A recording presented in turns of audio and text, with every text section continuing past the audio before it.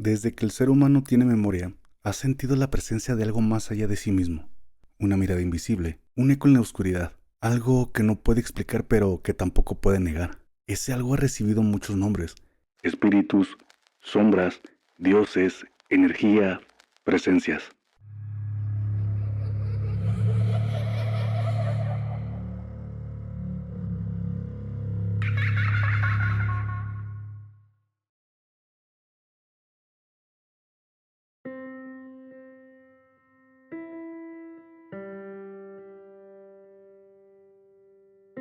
Pero detrás de todos ellos se esconde una misma pregunta: ¿de dónde nace lo paranormal?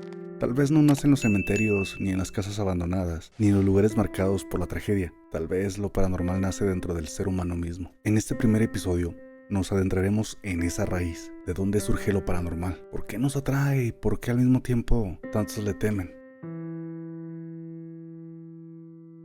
Mucho antes de que existiera la palabra misterio, ya existía el miedo. Nuestros antepasados, los primeros homínidos, vivían rodeados de sonidos inexplicables: truenos, sombras, rugidos.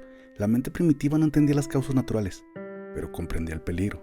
Y ese mismo miedo, con el tiempo, se transformó en lenguaje. Cuando no sabían qué había más allá de la oscuridad, inventaban historias.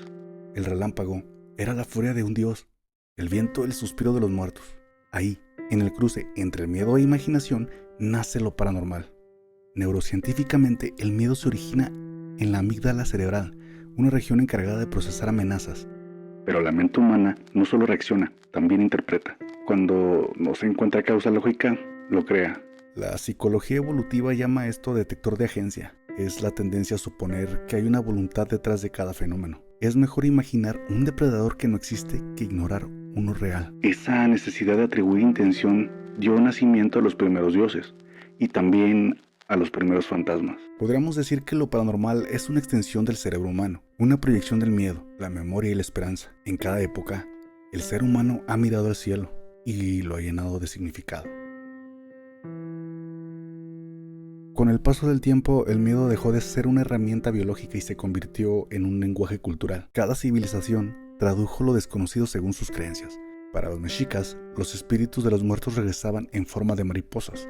Para los egipcios, el alma debía atravesar un juicio ante los dioses. Para los griegos, el inframundo era una continuidad, no un castigo. En todas, lo paranormal no representaba el terror absoluto, sino el reflejo de algo más profundo, el deseo de continuidad, de sentido, de conexión. Lo que llamamos sobrenatural muchas veces solo es la forma en la que la humanidad enfrenta su propia finitud.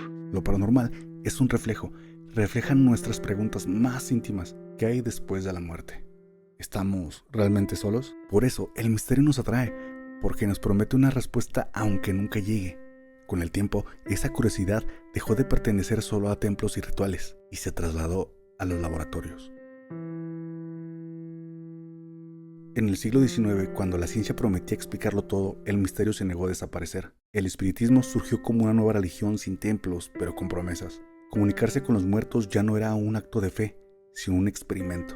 Las hermanas Fox en 1848 encendieron una fiebre mundial. Las mesas que giraban, los golpeteos, las medium, hasta científicos y escritores como Arthur Conan Doyle y William Crookes participaron en sesiones. En 1882, la Society for Physical Research intentó por primera vez analizar los fenómenos paranormales en métodos científicos.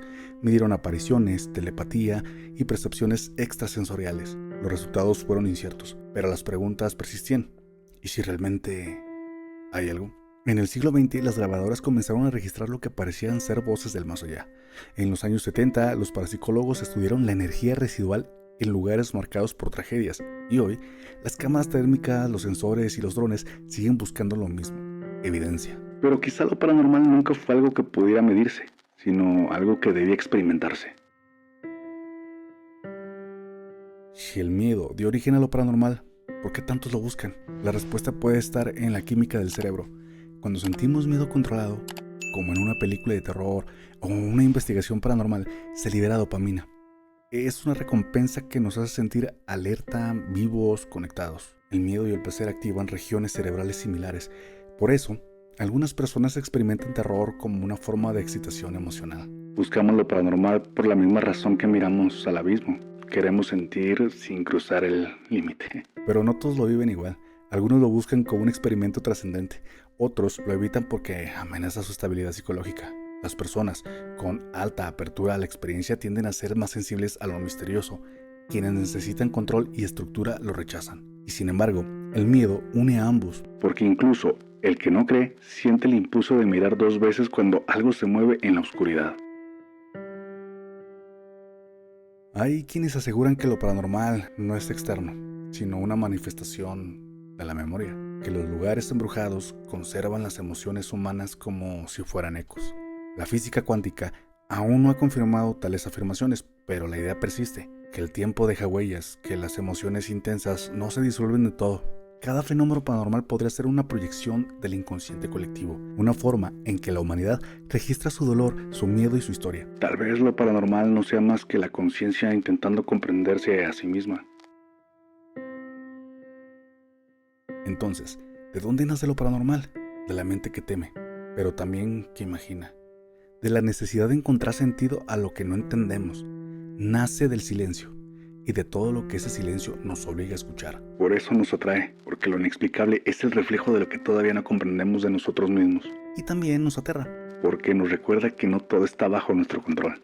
Tal vez lo paranormal no sea una fuerza externa, sino una puerta interna que todos llevamos dentro. Y tú, cuando la oscuridad te mira de vuelta, ¿realmente quieres saber qué hay ahí? ¿O prefieres seguir escuchando entre los murmullos de la oscuridad?